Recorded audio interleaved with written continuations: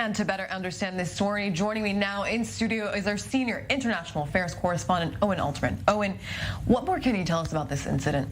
Obviously, Sarah, and another milestone in tensions between the U.S. and China. As we saw on that map, the balloon going all the way across the continent of the United States. Obviously, debate inside the United States about what should have been done, when, or whether this was the appropriate policy. Obviously, going forward, this is going to change things to some degree between the U.S. and China. Another milestone heightening the tensions, but certainly something that is noteworthy. And I think there's a real question about why exactly the Chinese did it. According to experts, the balloon doesn't actually give you more information than the Chinese already had from their satellites. So why fly a balloon like this except as some kind of provocation or some kind of way of needling the United States? And if that's what the Chinese wanted to achieve, they've definitely achieved it. Absolutely. What sort of diplomatic backlash can we expect following this alleged Chinese spy balloon? We obviously have seen Antony Blinken cancel his trip to Beijing. That was supposed to happen, and one wonders when and if and how that will be scheduled again. Beyond diplomatic backlash, Sarah, one wonders what kind of security backlash there is going to be.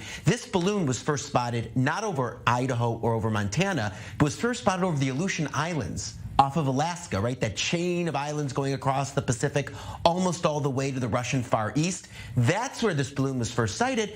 But apparently the American military's Northern Command thought this was just the usual case, as they would see it, of a balloon going off course. So they thought nothing of it and assumed that once it crossed Alaska, it would go into Canadian territory and then fly off on its merry way. And then obviously, all of a sudden, turns up across Idaho, surprising them. So one wonders next time there's some kind of Chinese object over the Aleutian Islands, or maybe not only Chinese object, maybe an object from another country, just speculating, what will be the U.S. military's response?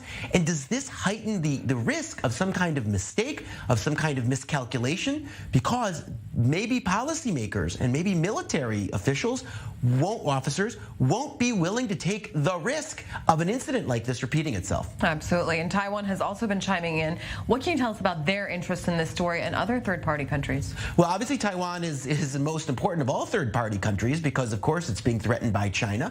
Obviously, they want to see, I think, tensions between the U.S. and China managed, but they certainly don't want to see the Chinese be able to basically infiltrate territory of the United States or of other countries. So the Taiwanese obviously have a keen interest in this, although at the end of the day, Sarah, of course, the core Taiwanese interest is making sure that the United States is committed to defending Taiwan and to giving Taiwan the means to defend itself. So obviously that's the core Taiwanese interest, but the Taiwanese, of course, have an interest in the wider U.S.-Chinese tensions. As for the rest of the world and other third-party countries, particularly third-party countries that are American allies and caught one way or another between these two countries, and of course I'm referring, among other countries, to us. Right. Again, another milestone showing the tensions being heightened. Of course, this doesn't have any direct impact on Israel, on the Middle East, or on other American allies, but is another signal to all of us that sooner or later, all of these countries may be faced with a binary choice of one sort or another,